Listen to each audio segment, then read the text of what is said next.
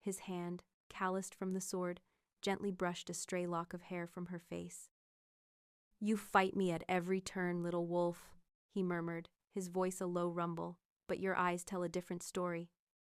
Serene's heart hammered against her ribs, torn between the duty to hate him and the treacherous pull of his presence. She was his war prize, a symbol of her pack's ruin, yet in this moment, she was just a woman in the arms of a king. But she didn't know the full truth of the crown he wore, or the ancient darkness he fought against. She didn't know that her surrender would not be an end, but a beginning that would change the fate of all wolf kind. Before we carry on, please hit the subscribe button to make my day, and let me know where you are watching from in the comments. The air in Silvermoon Valley was a thick, suffocating blanket woven from burnt pine and defeat. Each breath was a fresh torment, a reminder of all that had been lost. Serene Holt walked through the skeletal remains of her home, the soles of her worn leather boots crunching on charred wood and shattered memories. Where the Grand Hall once stood, its timbers carved with the history of 1,000 moons, now only blackened stilts clawed at the gray, unforgiving sky. The communal fire pit, the heart of their village, where stories were told and pups played, was a crater of cold, dead ash. She trailed her fingers along the scorched surface of what was once a training dummy, its straw guts spilled across the ground like a disemboweled scarecrow. This was where she had learned to fight, where her father had taught her the swift, elegant dance of the Silvermoon warriors. Now, it was just another piece of debris in a landscape of ruin. Her fists clenched at her sides, nails digging into her palms until they drew blood. The small, sharp pain a welcome anchor in a sea of overwhelming grief. A cold, hard knot of rage settled in her heart, a glacial stone in the inferno of her sorrow. She saw the faces of her pack, huddled in the shadow of the one remaining wall of the Elders' Council chamber. Their eyes, once bright with the fierce pride of the wolf, were now hollowed out by terror and despair.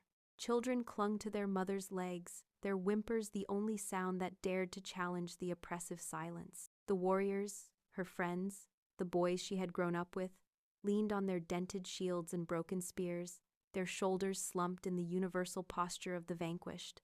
They were alive, but their spirit had been extinguished. It was in that moment, seeing the lifeblood of her people draining away into the scorched earth, that her resolve solidified. Her grief was a wildfire, but her hatred was the cold, sharp steel being forged within it. The man responsible for this, the Butcher King who commanded an army that moved like a plague across the land, would know her fury. In the center of the ruined village square, a space that had once echoed with laughter and the joyous howls of celebration, the last remnants of the Silvermoon pack were gathered. They formed a ragged, broken circle, their collective gaze fixed on the two figures who stood at its heart. Alpha Holt, Serene's father, was a titan of a man, broad-shouldered, and once possessed of a roar that could shake the leaves from the ancient oaks. Now, he seemed to have shrunk, his magnificent silver mane matted with dirt and sweat, his powerful frame stooped as if under an invisible, crushing weight. He stood before the imposing figure of Alpha King Kael Draven. Kael was everything the stories claimed. Clad in black armor that seemed to drink the very light from the air, he was less a man and more a monument to war. The plates were unadorned, practical and brutal, scarred with the marks of 100 battles. Even standing still, he radiated a lethal grace, the coiled energy of a predator at rest. He was flanked by his elite guard, the Stonefang warriors, giants in their own right, their faces grim and unreadable behind their horned helms. They were a wall of silent, disciplined death, a stark contrast to the chaotic despair of the Silvermoon survivors. The wind, cold and sharp with the coming of evening, whipped through the square, carrying the stench of ash and making the tattered banners of the Silvermoon pack snap and flap like wounded birds. It was a wind of change, a wind of endings. Serene felt its chill deep in her bones as she was pushed forward from the crowd by two of Kael's soldiers. Their grip was firm but impersonal, as if they were merely herding livestock. She was brought to stand beside her father, her presence completing the tableau of surrender. Alpha Holt would not meet her eyes. The shame rolling off him was a palpable thing, a bitter scent on the air that mingled with the smoke. He cleared his throat, and when he spoke, his voice, once a proud command, was heavy and cracked with the dust of his broken world. Alpha King Kael, he began, the title tasting like poison on his tongue. We submit to your rule. The Silver Moon Pack bows to your strength. He took a shuddering breath, the words of his next sentence costing him the last vestiges of his pride. To show our fealty and to spare our people from further annihilation, I offer a tribute of great value. He finally turned his head, his gaze skittering past Serene's face before landing on the ground somewhere near her feet. My daughter, Serene. The words hung in the air, each one a hammer blow against Serene's heart. A tribute. A thing. Not a daughter, not a warrior, but a piece of property to be bartered for the lives of others. Kael's gaze, which had been fixed on her father with dismissive patience, now shifted to her. It was as cold and calculating as a winter frost. His eyes, the color of dark, stormy seas, swept over her from the tips of her muddy boots to the defiant tilt of her chin. It was not the look of a man assessing a woman, but of a merchant inspecting goods. He was weighing her worth, calculating her value in the cold arithmetic of conquest. She felt stripped bare, not of her clothes, but of her identity, her agency, her very soul. The humiliation was a physical blow, more insulting than any overt act of cruelty could ever be. He could have spat on her, and it would have felt less violating than that detached, possessive appraisal. Let him look, she thought, her internal voice a snarl of pure venom. Let the Butcher King see the face of the woman who will be his undoing. I will be poison in his veins. I will be the splinter of bone in his throat. She straightened her spine, lifting her chin higher, channeling every ounce of her grief, her rage, and her shattered pride into her eyes. She would not give him the satisfaction of seeing her break. She would be a mirror, reflecting his own monstrosity back at him.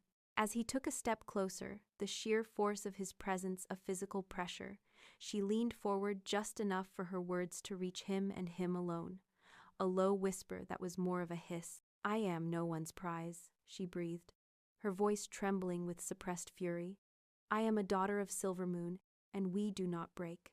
A flicker of something, perhaps surprise, crossed his features for a barest fraction of a second before his mask of impassive control slammed back into place. He gave a curt, almost imperceptible nod, not to her, but to the world at large. It was an acceptance, a transaction completed. He turned his head slightly, his voice a low, commanding rumble that cut through the silence without effort. The tribute is accepted, he said to his second, in command, a scarred warrior named Lyran who stood at his right hand.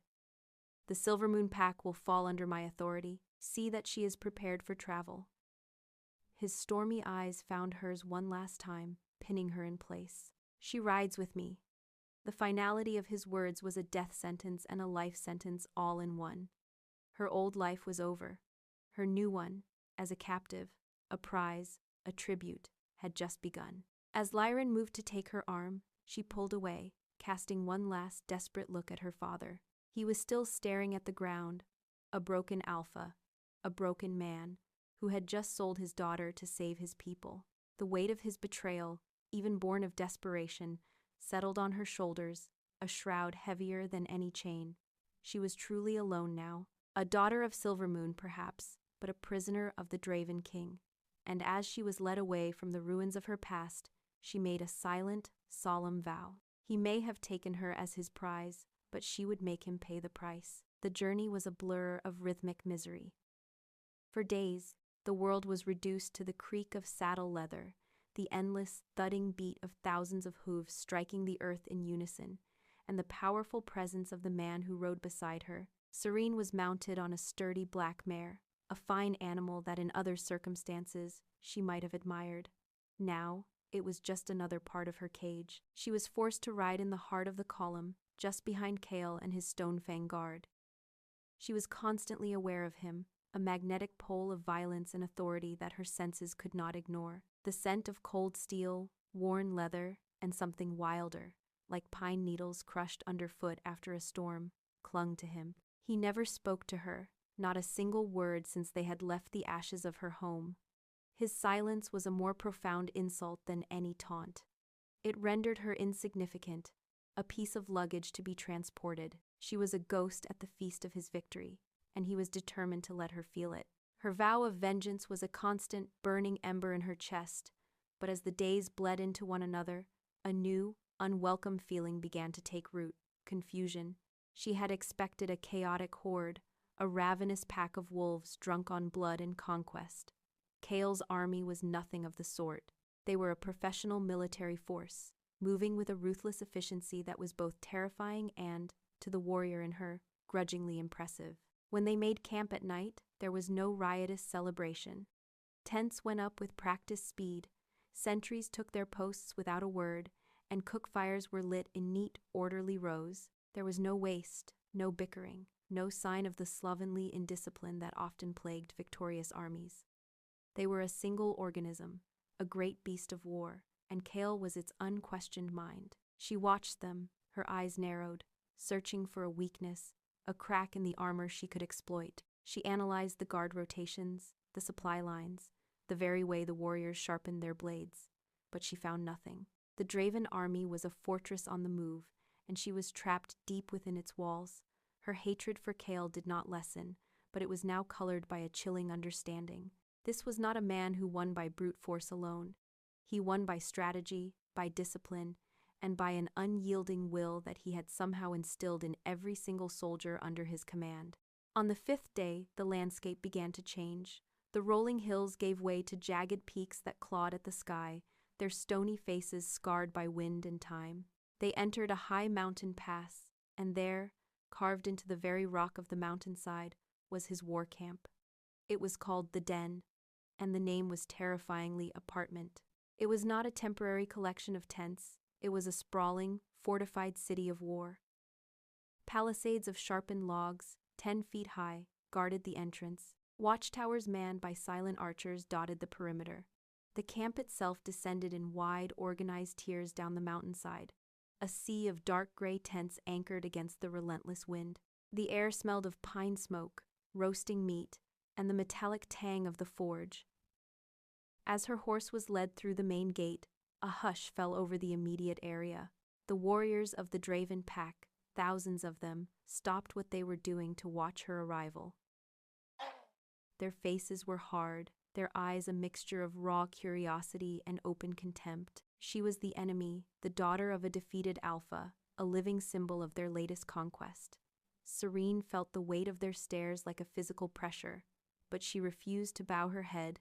She kept her spine straight, her gaze fixed on the horizon, a queen in her own mind even if she was a captive in theirs. She was not taken to a cell or a prisoner's tent. Instead, Lyran, Kael's stoic second in command, escorted her directly to the largest tent at the very apex of the camp. Kael's personal command tent. It was a vast, functional space, devoid of any luxury save for its size. A massive table, hewn from a single slab of oak, dominated the center, covered in maps weighted down with polished stones. Weapon racks lined one wall, holding swords, axes, and bows of formidable design.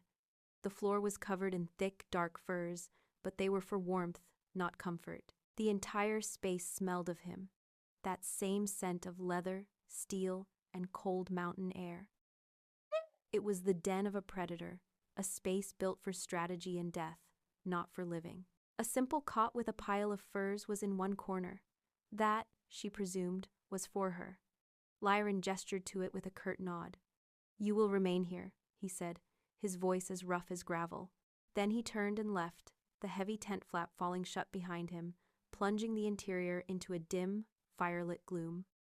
She was alone, but the oppressive presence of the Alpha King lingered in every shadow.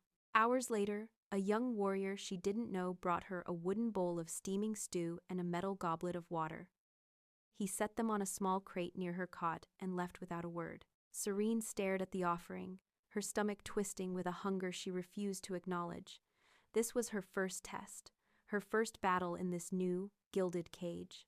To accept his food was to accept his authority, to admit her dependence on him. She turned her back on the meal, wrapping her arms around herself as a chill that had nothing to do with the mountain air seeped into her bones.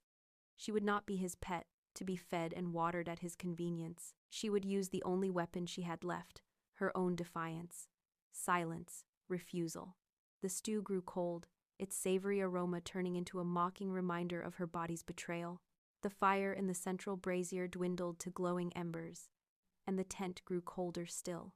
She sat on the cot, a statue of silent rebellion, listening to the sounds of the war camp outside, the distant clang of a blacksmith's hammer, the murmur of voices, the howl of the wind.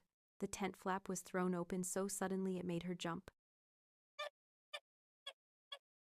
Kael filled the entrance, a silhouette against the dying light of the day. He entered and let the flap fall, enclosing them in an intimate, suffocating darkness, broken only by the faint red glow of the coals. The tension in the tent became a palpable force, a crackling energy that raised the hairs on her arms. He walked slowly towards the center of the tent, his movements fluid and silent, the grace of a panther. He stopped before the brazier and looked down at the untouched food, then his stormy eyes lifted to meet hers. She braced herself for the explosion, for the rage of a king whose offering had been scorned. It never came. "Your defiance is a waste of energy," he said, his voice a low, calm rumble that was somehow more unnerving than a shout. "The body has needs, even when the spirit is at war. Eat. You will need your strength." His placid dismissal of her one act of rebellion stoked the fires of her rage. "Why?" she shot back, her voice hoarse but sharp. "Why bother keeping me alive? Is your victory so hollow you need a trophy to remind you of it?"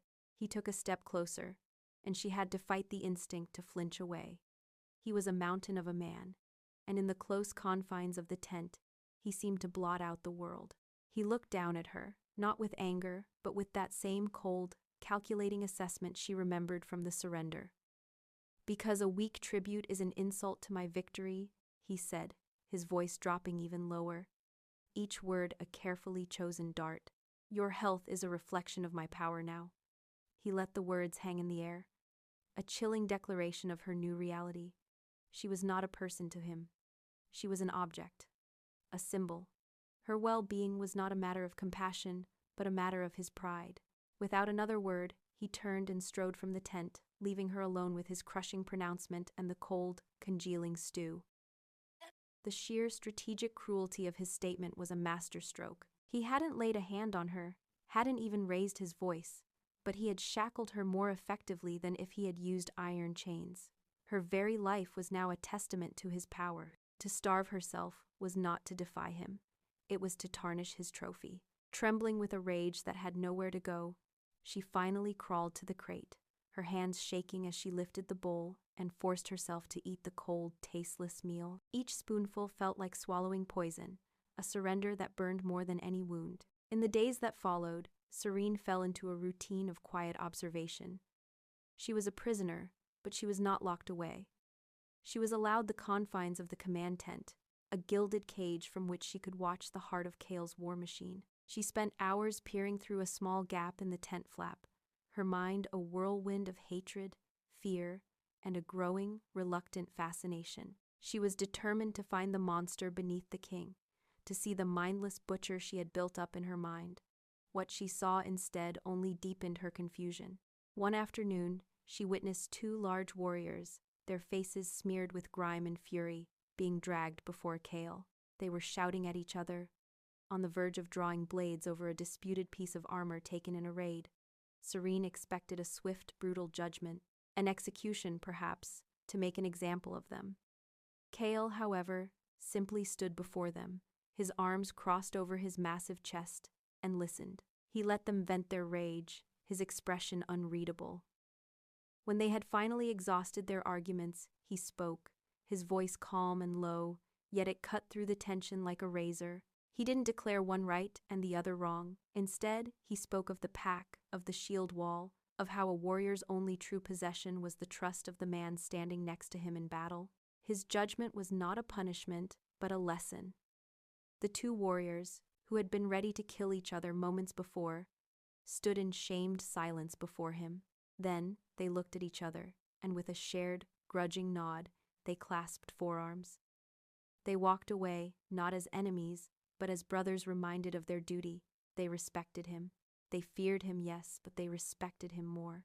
Later that same day, as the sun began to dip behind the peaks, casting long shadows across the camp, she saw something that shattered her perception of him completely. An elderly she-wolf, her silver fur thin and her back bent with the weight of many years, made her way slowly towards the command tent. She carried a woven basket filled with what looked like medicinal herbs. Serene watched, her heart pounding, expecting the guards to turn the old woman away, or for Kael to dismiss her with a contemptuous wave. But when Kael emerged from the tent, his entire demeanor shifted. The hard lines of his face softened. He walked to the elderly wolf and bowed his head slightly, a gesture of profound respect. He listened as she spoke, her voice too low for Serene to hear, but his attention was absolute. He was not a king receiving a subject, he was a grandson listening to his elder. When she finished, she offered him the basket. He took it from her gently, his large, calloused hands surprisingly careful. He said something that made the old she-wolf smile, a genuine, warm smile that lit up her wrinkled face. He then turned and carried the basket into a smaller tent nearby, a healer's tent, before returning to bid the old woman a quiet farewell. Serene shrank back from the tent flap, her mind reeling. The Butcher King, the man who had burned her home and taken her as a prize, had just shown deference and gentle respect to an elder. The image did not compute. It was a piece of a puzzle that did not fit, a note in a song that was horribly out of key. Her hatred for him was a solid, tangible thing, the foundation of her survival. But these observations were like water, seeping into the cracks, threatening the very structure of her convictions. She retreated to the furs on her cot, wrapping them tightly around her as if to ward off the chill of her own confusion. She was more alone now than she had ever been, adrift in a hostile land, and the one solid thing she had to hold on to, her pure, unadulterated hatred of Alpha King Kael Draven, was beginning to feel like shifting sand beneath her feet. A week passed in a state of suspended animation. Serene existed within the confines of the command tent, a ghost haunting the edges of a world at war.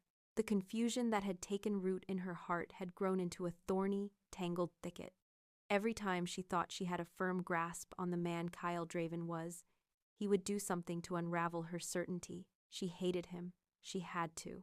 It was the only thing that made sense, the only belief that kept the shattered pieces of her identity from scattering to the wind. But the image of him bowing his head to the elderly she-wolf, the genuine softness in his eyes, was a persistent specter that mocked her conviction. One morning, the routine was broken. Kael strode into the tent, not in his imposing armor, but in practical leather breeches and a dark tunic that stretched across the formidable expanse of his chest and shoulders. He was accompanied by Lyran and 2 other Stonefang warriors.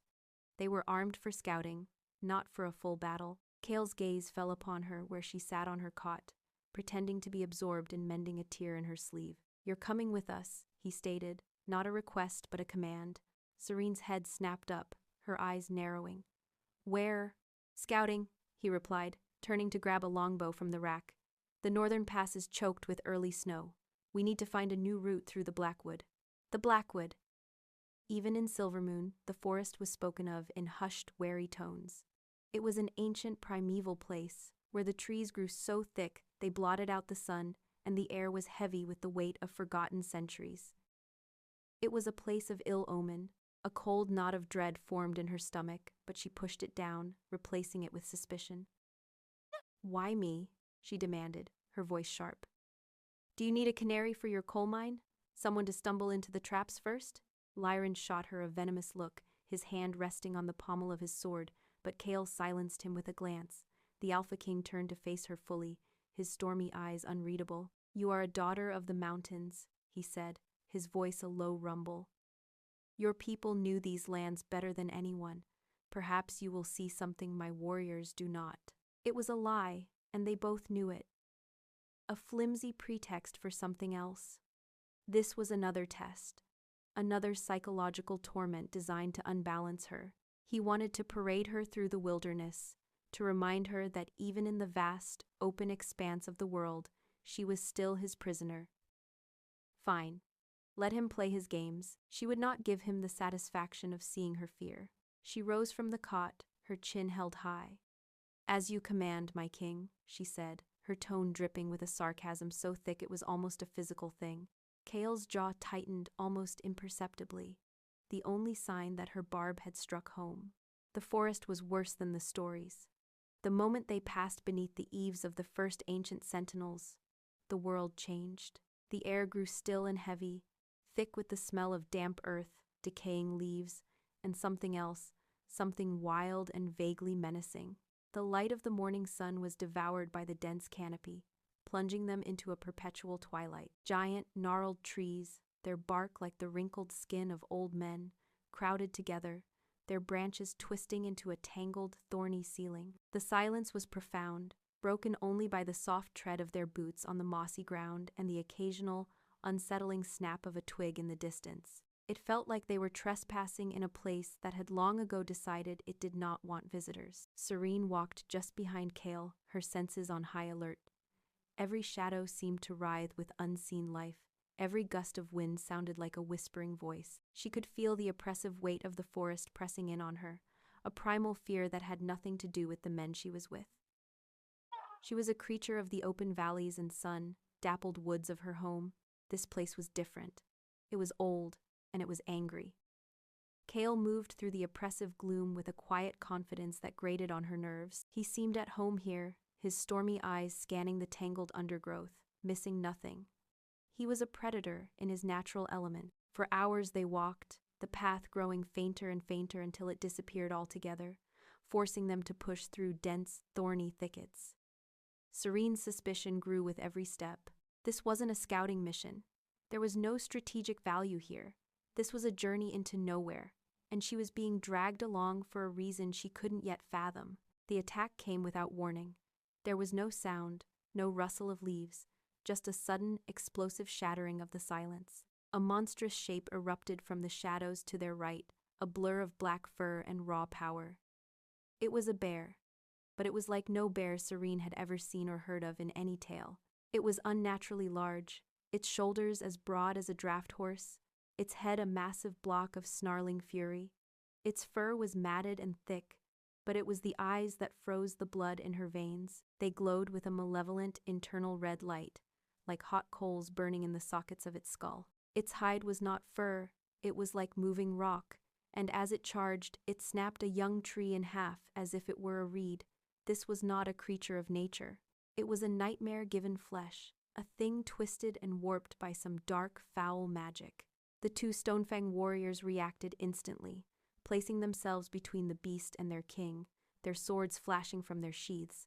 But the creature was impossibly fast. It swatted one of the warriors aside with a single, contemptuous blow of its massive paw, sending the man flying through the air to crash against a tree with a sickening crunch. The other warrior lunged, his sword scraping against the beast's flank with a shower of sparks, the sound of steel on stone. The bear roared, a guttural, soul-shaking sound that was filled with unnatural rage, and its claws, long and black as obsidian, tore through the warrior's leather armor and the flesh beneath.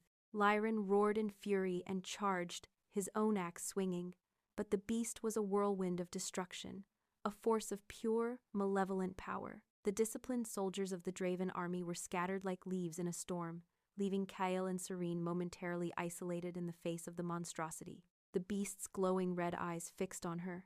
It saw her as the weaker prey, the easier kill. It let out another of its terrifying roars and charged, its massive paws tearing up chunks of earth as it came. Time seemed to slow down. Serene's heart hammered against her ribs, a frantic drumbeat of terror. But beneath the fear, the warrior's spirit she thought had been extinguished flickered to life. She would not die a helpless victim. She would not die as Kael's prize.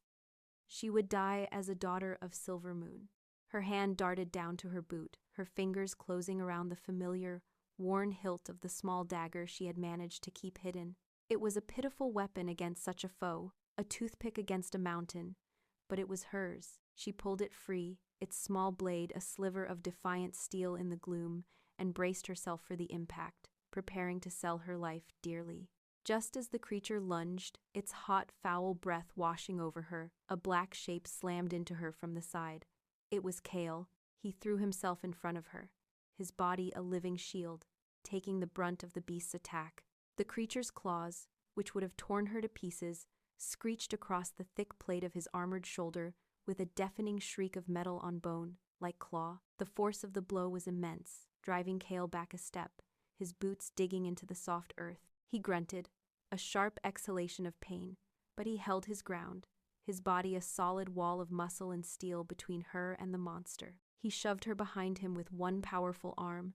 "Stay back," he roared, not at her, but at the beast, and then he attacked. Serene had seen Kael the king, the commander, the strategist. She had never seen Kael the beast. He moved with a savage, desperate intensity that was terrifying to behold. He was no longer a king leading an army. He was a lone wolf fighting for his life, for his territory. His sword was a blur of silver, striking again and again at the creature's head and neck. The impacts rang out like a blacksmith's hammer on an anvil, but the creature's hide was impossibly tough. It shook its massive head, its red eyes burning with rage, and swiped at him. Kael was impossibly fast, ducking under the sweeping claws and driving his shoulder into the beast's leg, trying to unbalance it. He was not just fighting it, he was brawling with it, a primal dance of violence and fury. He was a force of nature in his own right, meeting the unnatural rage of the beast with a savage ferocity that came from a place deep within his soul. Lyran and the remaining warrior, wounded but not broken, rejoined the fray, their weapons creating a desperate, clanging rhythm against the creature's rocky hide. Working together, they harried it, flanked it, forcing it to divide its attention. It was Kael who saw the opening. As the beast turned to swipe at Lyran, it exposed the softer flesh of its underbelly for a fraction of a second. Kael didn't hesitate. He dropped to one knee, his sword held in a two-handed grip, and lunged forward, driving the blade up and under the creature's ribs with all the force of his powerful frame. The enchanted steel of his sword, forged to kill things that should not live, finally found purchase. The beast let out a final, agonized roar, a sound that was half rage and half shocked disbelief. It staggered, its glowing red eyes flickering, and then it crashed to the ground with a tremor that shook the ancient trees. The red light in its eyes faded, leaving only the glassy, dead stare of a normal animal. But it had been anything but normal. Silence descended upon the small clearing, thick and heavy. The only sounds were the ragged, gasping breaths of the three warriors and the frantic pounding of Serene's own heart. The coppery scent of blood, Kael's blood, mingled with the earthy smell of the forest floor, a stark, visceral perfume of survival. Kael stood over the dead beast for a long moment, his chest heaving, his sword dripping with black, viscous fluid. Then, he turned. Serene braced herself, expecting him to lash out, to berate her for being a liability, to reinforce his ownership of her with harsh words. Instead, he ignored his own bleeding shoulder, where the beast's claws had torn through the metal and into the flesh beneath. His first act, his only act, was to move to her. He stopped just before her, his stormy eyes scanning her from head to toe, a frantic, desperate search for injury. "Are you hurt?" he asked, his voice low and rough with the aftermath of battle. She was so stunned she couldn't find her voice to answer. His hands, those large, calloused hands that had only ever represented command and conquest, came up to her face. They were surprisingly gentle. His thumb brushed a stray lock of hair, matted with dirt and debris, from her cheek. His fingers traced the line of her arm, checking for wounds she hadn't even felt. The unexpected tenderness of the gesture was more shocking than the attack itself. It was a crack in the foundation of her entire world, a seismic shock that left her speechless and trembling. She finally found her voice, though it was weak and shaky, a pale imitation of her usual defiance. "I did not need your help," she whispered, the words tasting like a lie even as she said them. He was busy pulling a long, sharp thorn from the sleeve of her tunic, his focus absolute. He didn't look at her as he spoke, his voice a low, rough growl that sent a shiver down her spine. "And yet, I gave it." He tossed the thorn aside and his gaze finally lifted to meet hers, his stormy eyes burning with an intensity that had nothing to do with the battle. "Your life is mine now, Serene. That means I am the only one who can threaten it, nothing else." The words were arrogant, possessive, the words of a conqueror claiming his prize. But the meaning behind them, the raw, instinctual act of protection that had nearly cost him his life, told a different story. He had shielded her. The Butcher King, the man she had sworn to kill, had just saved her life at the risk of his own. The clear, simple lines of her hatred, once so sharp and well defined, were now hopelessly blurred. She stared at the man before her, the monster, the king, the protector, and for the first time since she had been taken from her home, she felt something other than hatred. It was a terrifying, bewildering confusion, a feeling so profound it left her utterly, completely lost. The journey back to the war camp was a silent, suffocating affair.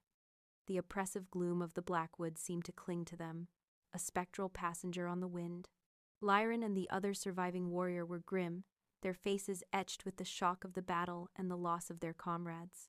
Kael walked with a steady, determined stride, but Serene, trailing just behind him, could see the tight set of his jaw, the way his left arm hung unnaturally still at his side.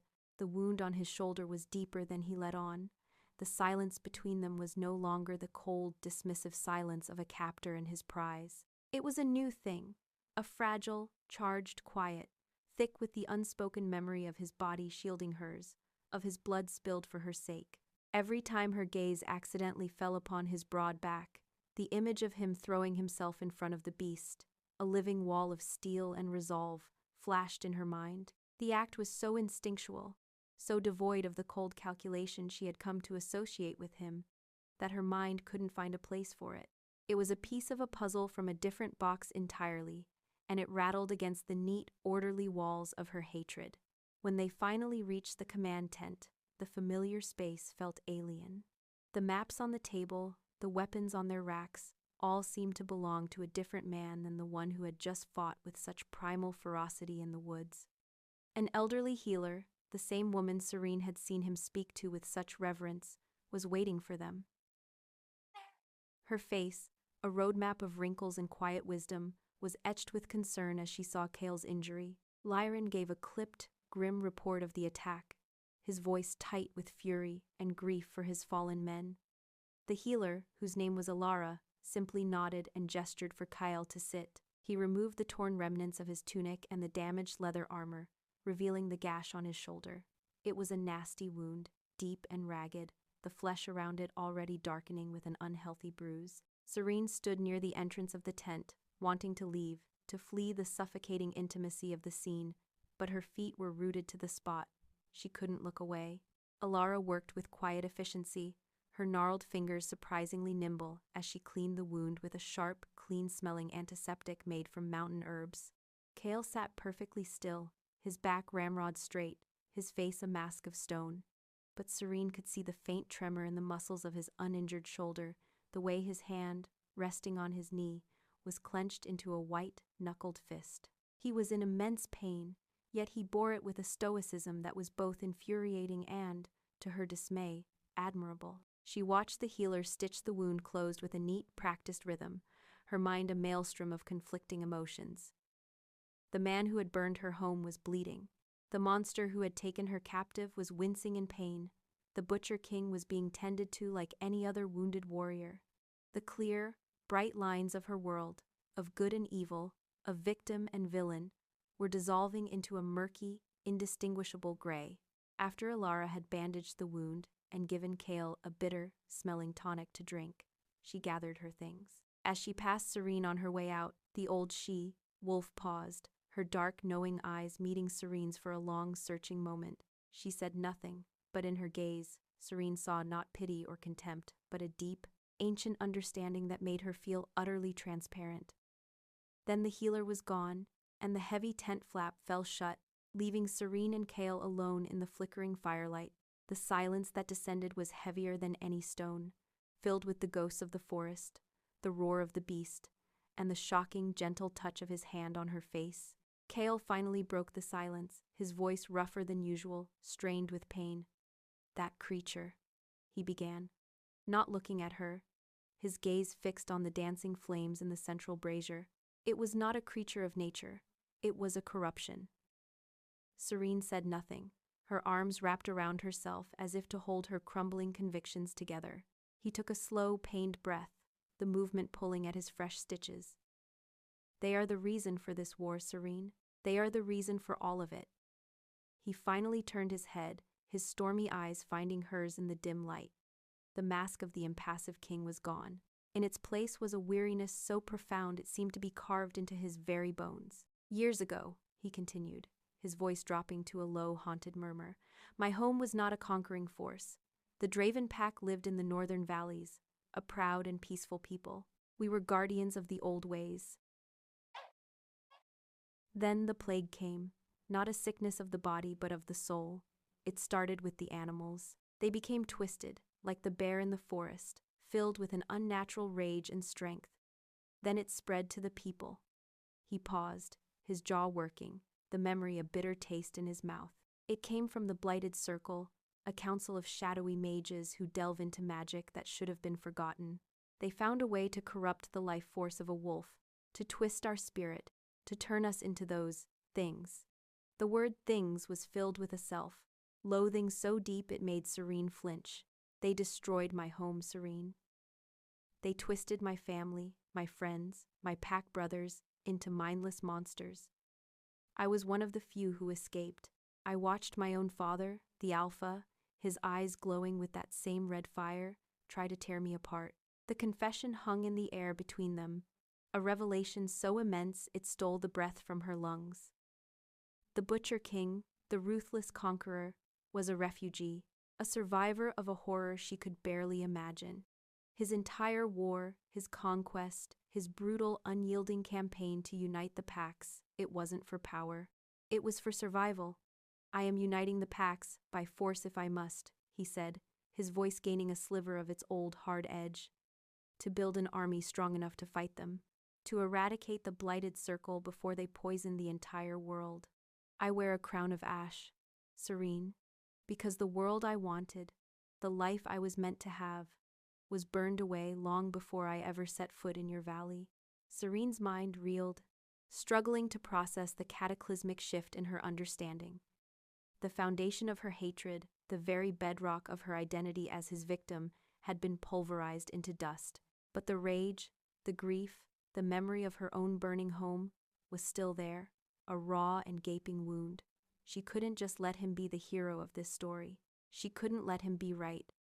So, you burn villages to save them? She spat, the words a torrent of her own confusion and pain. She surged to her feet, her fists clenched, her voice rising with every word. You make orphans to fight monsters? You stand on a mountain of bodies and call it a throne of necessity? You are no different from the plague you describe. You are just another monster, trading one kind of destruction for another. Her control finally snapped. She lunged at him, her hands striking his uninjured shoulder, pushing him with all her might. It was a futile gesture, like a moth beating its wings against a stone wall, but it was all she had.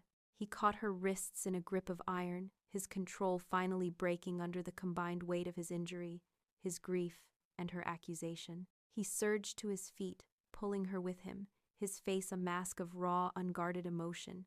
They were chest to chest, her hands trapped in his, the heat of his body a scorching brand against her skin. They were breathing heavily, their breaths mingling in the small space between them, the air thick with the scent of his blood, the herbs from his wound, and the raw, animal scent of their fury.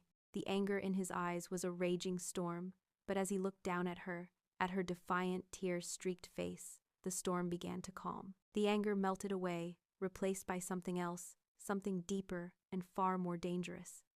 It was a raw, undeniable hunger that mirrored the terrifying new feeling taking root in her own heart. He looked at her mouth, and all the fight, all the rage, all the defiance went out of her.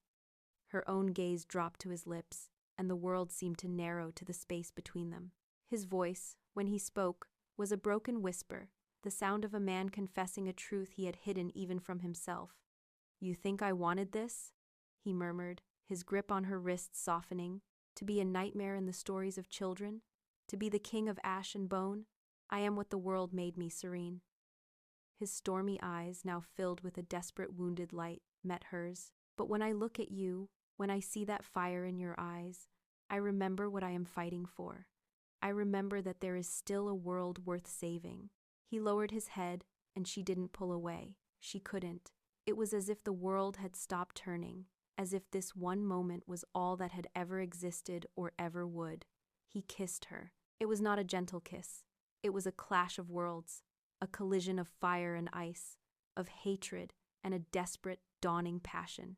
It was the raw, hungry confirmation of the truth that had been simmering beneath the surface of their war from the very beginning.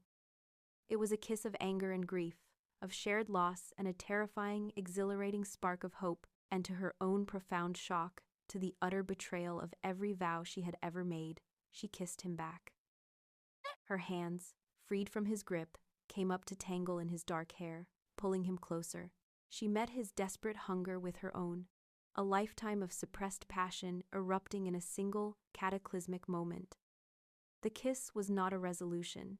It was an explosion, a demolition of the walls they had so carefully constructed around their hearts.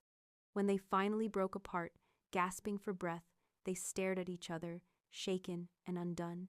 The Butcher King and his prize, the conqueror and his tribute, were gone. In their place stood a man and a woman, their lives irrevocably, terrifyingly, and wondrously changed forever. The aftermath of the kiss was a deafening silence. The fire in the brazier crackled and spat, oblivious to the cataclysm that had just occurred in the space between two heartbeats. Serene stood frozen, her lips still tingling, the ghost of his desperate, hungry kiss a brand on her soul. The air was thick, heavy with unspoken words, and the raw, undeniable truth of what had passed between them. He was no longer just the Butcher King, and she was no longer just his prize. They were something else now, something terrifying and new, defined not by war but by the violent, passionate collision of their broken worlds. Kael stared at her, his stormy eyes stripped of their usual armor of command. She saw in them the same shock, the same dawning wonder, the same profound fear that was echoing in her own heart. The walls were down. The carefully constructed fortress of her hatred had been reduced to rubble, and in its place, a fragile, terrifying new landscape was emerging. He took a half-step toward her, his hand lifting as if to touch her again. Then he seemed to think better of it, letting it fall to his side. The gesture was a quiet acknowledgement that everything had changed. He could no longer command her, and she could no longer simply defy him. The next day, the fragile tension that enveloped them was shattered by the urgent call of the war horn. Kael, his face once again a mask of grim authority, though his eyes sought hers for a fleeting, questioning moment, strode from the tent. Serene was left in the sudden quiet, her heart pounding. A short while later, Lyran appeared at the entrance, his scarred face a thundercloud of disapproval. "The Alpha King summons you to the War Council," he growled, making the words sound like a curse. He clearly did not approve, and his open hostility was a stark reminder that whatever had changed between her and Kael, she was still the enemy to everyone else. Swallowing her apprehension, Serene followed him. She would not show them her fear. The War Council convened in a large circular chamber carved from the mountain's living rock. A massive stone table, its surface worn smooth by the hands of countless long dead chieftains, dominated the space. The air was cold and smelled of damp stone and burning tallow. Kael stood at the head of the table, his bandaged shoulder a stark white against his dark leather tunic. His most trusted commanders, a dozen of the most formidable warriors Serene had ever seen, were gathered around him. Their faces were hard, their eyes narrowed with suspicion as she entered. The collective weight of their animosity was a physical force, but she met their glares with a cool indifference she did not feel. Taking her place in the spot Kael indicated, a space just behind his right shoulder. It was a position of trust, a statement, and it did not go unnoticed. "The reports are confirmed," one of the commanders was saying, his voice a low growl. "The Blighted Circle has moved forces into the Shadowfen marshes. They've allied with the Red Fang Pack, and together they control the only viable approach to the Circle's fortress. The Shadowfen is a death trap," Lyran countered, slamming a gauntleted fist on the table. "It's a maze of quicksand and poisonous fumes. We'll lose half our army before we even see the enemy," the commanders argued, their voices rising in frustration. They were trapped. The Blighted Circle had created an impenetrable defensive line, using the treacherous landscape as their greatest weapon. Serene listened, her mind racing. The Shadowfen was to the west of her old home, but she knew the lands around it. She knew the stories, the warnings, the secrets whispered by hunters and trappers. Kael let his commanders debate for several minutes, his gaze distant, before he finally fell silent. The chamber grew quiet, the commanders turning their attention to their king. Then, Kael did something that made a collective gasp ripple through the room. He turned his head slightly, his gaze finding Serene. "You know these lands?" he said, his voice calm and steady, yet it echoed in the silent chamber like a thunderclap. "What do you say?" Every eye in the room swiveled to her. The hostility was now mixed with a shocked disbelief. Lyran looked as if Kael had just driven a blade into his own heart. Serene's throat went dry. This was it. This was the moment her world pivoted on its axis. To speak was to betray the memory of her people, to side with their conqueror. But to remain silent, to let these men march into a slaughter while the true enemy, the source of the corruption that had created the monster in the woods, grew stronger, that was a betrayal of a different kind. She thought of the glowing red eyes of the bear. She thought of Kael's confession, the raw pain in his voice as he spoke of his murdered family. She thought of the kiss, the desperate, undeniable connection that had forged something new in the heart of their shared darkness. Her choice was clear. "The Blackwood Pass is a trap," she said, her voice clear and steady, ringing with an authority that surprised even herself. "My father always said only fools or the dead go there." She stepped forward, her finger tracing a line on the map, a path far to the east of the dreaded marshes. "But there is a goat trail, hidden by the waterfall of the Weeping Widow. It's treacherous, barely wide enough for a single man in some places, but it's there. It will take you over the Dragon's Tooth Ridge and put you behind their main line, right at the edge of the Blighted Lands." A stunned silence followed her words. The commanders stared at the map, then at her, their expressions a mixture of skepticism and dawning respect. Lyran opened his mouth to object, but Kael raised a hand, silencing him.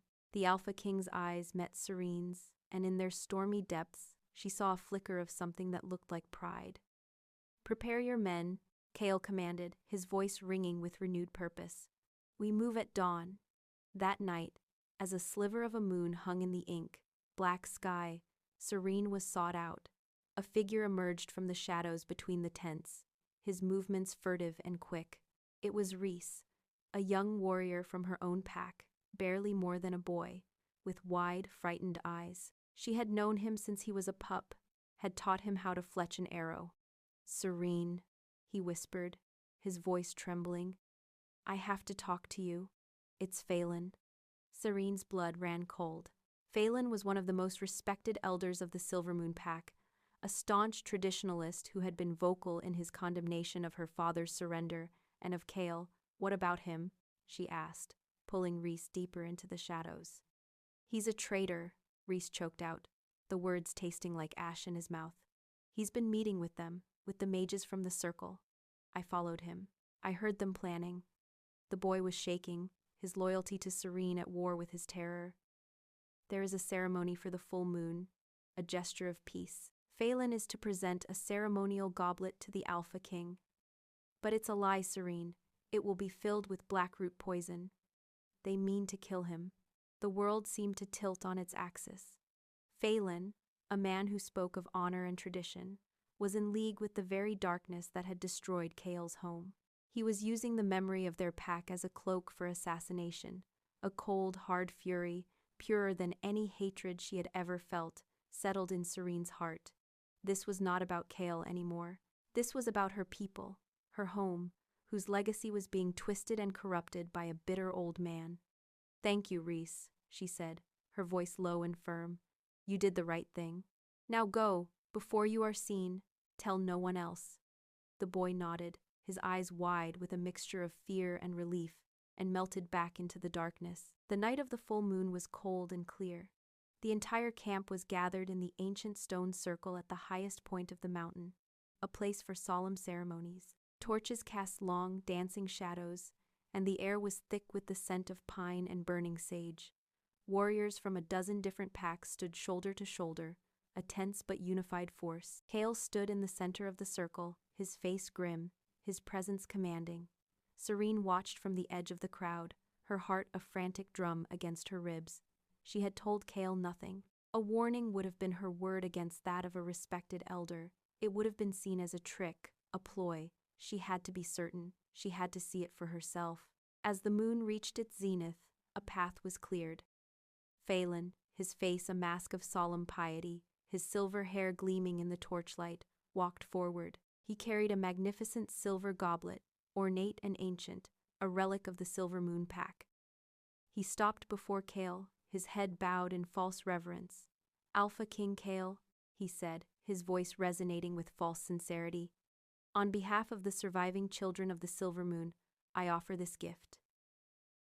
A token of peace, a prayer for a new beginning." Time seemed to slow down. As Phelan raised the goblet, the moonlight caught the rim. For a fraction of a second, Serene saw it. A faint, black, oily sheen. A substance that did not belong on polished silver. It was exactly as Rhys had described. The poison. Kael, his face unreadable, reached out to accept the offering, to accept the lie that would end his life. In that instant, Serene did not think. She acted. With a cry that tore from her throat, she threw herself forward, shoving through the stunned warriors. She didn't shout a warning. There was no time. She launched her body across the space, her only thought to stop the inevitable. Her hand shot out, not to grab the goblet, but to strike it. She slammed into Phelan's arm, and the goblet flew from his grasp, spinning through the air. It crashed onto the stone floor with a loud clang, the dark wine splashing across the ancient runes, sizzling and smoking with a foul, acidic smell that was not wine. Chaos erupted, warriors shouted, drawing their weapons. Phelan's mask of piety vanished, replaced by a snarl of pure hatred. Exposed, his plan in ruins, he gave in to pure desperation. He dropped the shattered goblet, and from within his robes, he produced a wicked-looking dagger, its blade black and jagged, pulsing with a faint dark light. It was a cursed blade, forged in the dark magic of the blighted circle. With a roar of fury, he lunged, not at Serene, but at the king he had failed to poison. Kael was already moving, his own sword half drawn, but the attack was too sudden, too close. He wouldn't be fast enough. Serene saw it all in a heartbeat, the trajectory of the blade, the look of triumph on Phelan's face, the flicker of surprise in Kael's eyes. In the forest, he had shielded her. Now, it was her turn. With a strength born of pure adrenaline, she shoved Kael with all her might, pushing him off balance and out of the blade's path. She had no time to move herself. The cursed blade, meant for the heart of a king, sliced across her left forearm. The pain was instantaneous and blinding. It was not the clean, sharp pain of a normal cut.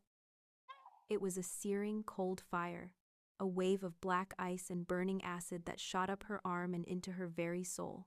The dark magic of the blade went to work instantly, the flesh around the wound turning black and necrotic. A cry of agony was torn from her lips as she stumbled back, her vision swimming. Kael roared, a sound of pure, untamed fury, the sound of an alpha whose mate had been struck. Before Phelan could strike again, Kael's sword was free, and with a single fluid motion, he ended the traitor's life. But his eyes were not on the fallen elder. They were on Serene. He caught her as her knees buckled, sweeping her into his arms, his face a mask of terror and rage. He held her close, his hand pressing against the wound as if he could physically stop the spread of the poison. He demanded, his voice a broken, agonized whisper as he looked down at her, his stormy eyes filled with a pain that mirrored her own. "You could have let him succeed. You would have been free." Serene looked up at him, her vision blurring at the edges, the cold fire of the curse spreading through her veins. But her voice, when she spoke, was weak but unwavering, filled with the absolute certainty of her choice. "Because that traitor serves the same darkness you fight," she gasped, her hand coming up to touch his face. "My pack is gone, Kael. My home is ash." Her eyes held his, her final words a vow, a promise, a declaration of a new, unbreakable allegiance. "I will not let that shadow take anything else." The world swam in a vortex of cold fire and encroaching darkness. Kael's arms were a bastion of warmth and strength around her, but the poison from the cursed blade was an insidious winter, spreading through her veins, freezing her from the inside out. He swept her up as if she weighed nothing, his roar of fury echoing off the ancient stones of the ceremonial circle, a sound of pure, primal rage that silenced the chaos around them. He moved with a desperate speed, shouldering his way through the stunned warriors, his eyes locked on the healer's tent, a beacon in the swirling chaos of his terror. Alara met them at the entrance, her ancient face a mask of grim understanding. She had seen this dark magic before. "Lay her down, quickly," the old she-wolf commanded, her voice cutting through Kael's panic. He placed Serene gently on a cot covered in soft furs, his movements, usually so controlled, now frantic and clumsy. The black veins of the curse were already spreading up her arm, a spider web of death crawling towards her heart. Alara tore away the sleeve, her lips tightening into a thin, grim line at the sight of the necrotic flesh. It is the rot, a curse of the blighted circle. It does not just poison the body, it devours the spirit. What can be done? Kael demanded, his voice a raw, broken thing. He knelt beside the cot, his hand hovering over her wounded arm, afraid to touch her, afraid to let go. Her own spirit fights it. She is strong, Alara murmured, her hands already working, grinding herbs in a stone bowl. But it is not enough. The curse must be fought with a power that is its equal, a power of life, of dominance, an alpha's power. Her dark, knowing eyes lifted to meet Kael's. "You must go into the darkness with her, my king. You must anchor her spirit to yours and use your own life force to burn the poison out. But be warned, it will drain you, and if her will falters, the curse could latch onto you as well." He did not hesitate. There was no choice to be made. He took Serene's hand, his large, warm fingers wrapping around her cold ones. He looked down at her face, now pale and beaded with sweat, her eyes fluttering, lost in the haze of pain. "I am here, Serene," he whispered, his voice for her alone. "I will not let you go." He leaned in, pressing his forehead against hers, a conduit for the promise he was making. He closed his eyes, reaching deep within himself, past the rage, past the grief, to the core of his power, the bright burning sun of his alpha spirit. He sent it pouring into her, a torrent of golden light and raw, untamed life force, a direct challenge to the encroaching darkness. The moment their spirits touched, he felt her pain, a searing, cold agony that stole his breath. He felt her fear, a vast, empty loneliness.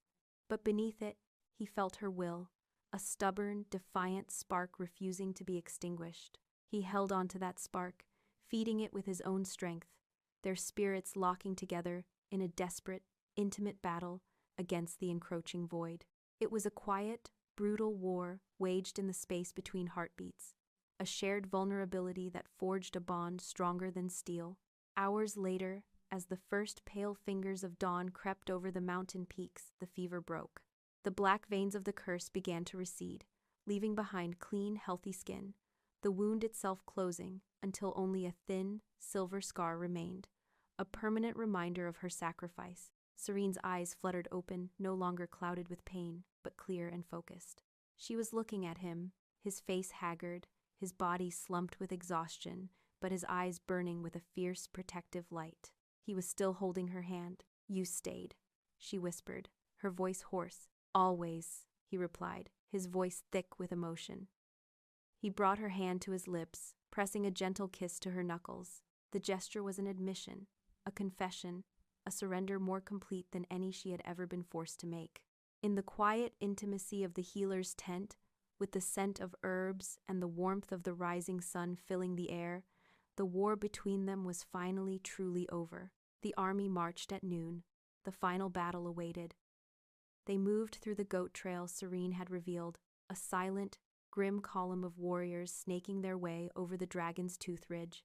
Serene, despite Alara's protests, rode near the front with Kael. She was weakened, but her mind was sharp, her resolve absolute. She was no longer a tribute. She was a strategist, a warrior, her knowledge of the land as vital a weapon as any sword. Lyron, who now looked at her with a grudging, profound respect, rode on her other side. He had seen her take the blade meant for his king, and in that single act, she had become one of them. The journey was arduous, the air growing colder and fouler the closer they came to the blighted lands. The very earth seemed sick, the trees skeletal and leafless, the ground a cracked, barren wasteland under a perpetually gray sky. The blighted circle's fortress was a desecrated temple, a monument to their corruption. It squatted in the center of the wasteland like a great, black spider, pulsing with a dark, malevolent energy that made the teeth ache and the skin crawl. Using Serene's guidance, Kael led an elite force, including Lyran and a handful of his best Stonefang warriors, through a collapsed sewer grate, a secret entrance long forgotten. They moved through the suffocating darkness of the tunnels beneath the temple, the air thick with the stench of decay and old, stagnant magic. Inside the temple, they confronted the true nature of the Blighted Circle's power. The corridors were patrolled by twisted creatures, former wolves warped into monstrous parodies of their past selves, their eyes glowing with that same hateful red light. But now, Serene and Kael fought as one.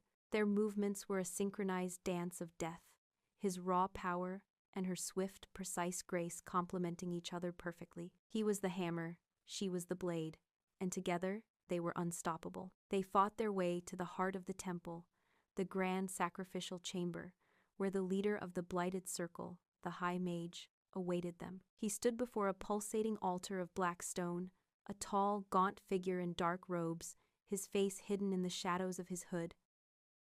The air around him crackled with power.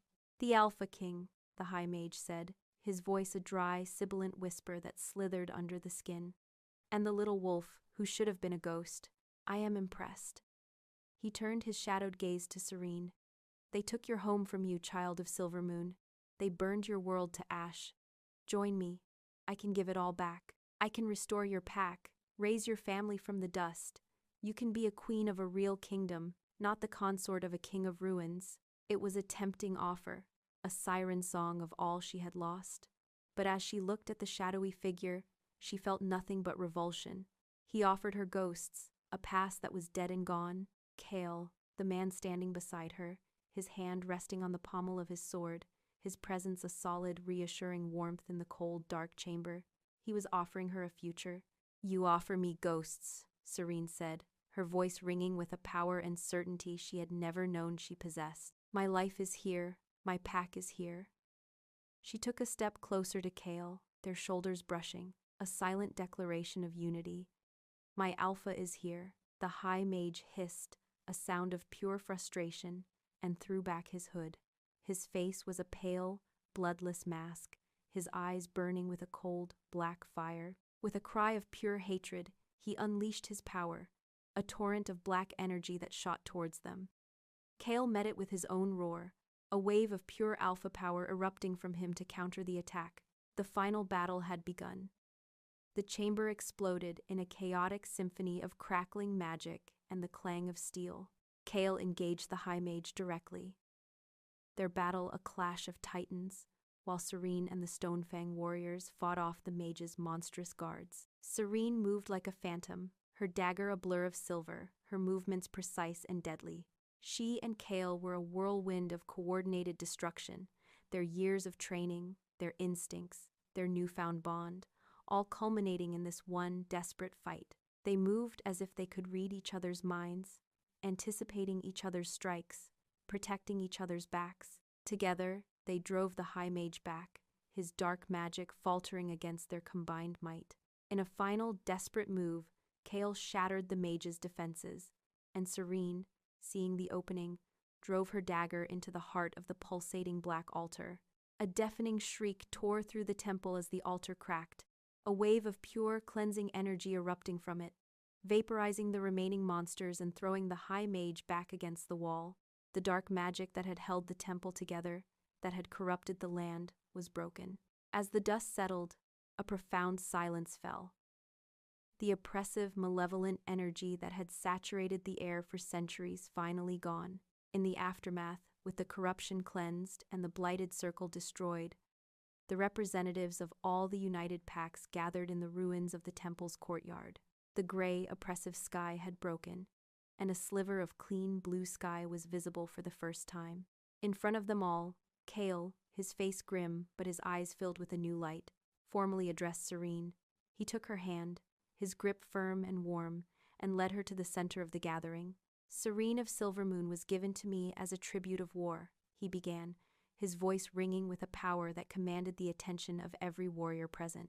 A prize to signify her pack's defeat. He paused, his stormy eyes sweeping over the crowd before landing on her, his gaze softening with a love and admiration that was plain for all to see. But she stands with me now as the victor. She guided us through the darkness. She bled to save us all from a traitor's poison. She is the one who struck the final blow against the corruption. He raised her hand, their joined hands a symbol of their new reality. She is not my war bride, he declared, his voice booming with absolute conviction. She is my queen, my partner, my forever. A roar of approval went up from the assembled packs. 1,000 voices from a dozen different clans, all united in their respect for the woman who had been their enemy and was now their salvation. The story concludes with Serene and Kael standing on a mountain overlook, the same one where his war camp had once stood. The sun was rising, bathing the now, healing lands in a warm, golden light. The war was over. The long night had ended. He turned to her, his hand finding hers, their fingers lacing together. The warmth of the rising sun was on their faces, the clean, crisp air of a new day filling their lungs. They were no longer defined by the war that had brought them together, but by the peace they would now build. "Stand with me, Serene," he said softly, his voice filled with the promise of 1,000 sunrises to come. "Let's rebuild this world together." Serene looked out at the vast, peaceful landscape before them, then up at the man beside her, her king, her partner, her forever. A smile, the first genuine, truly happy smile she had felt in an age, touched her lips. She squeezed his hand, her heart full of a powerful, earned hope, her love for him, forged in the fires of war, now the foundation for a new era of peace. "Forever," she replied.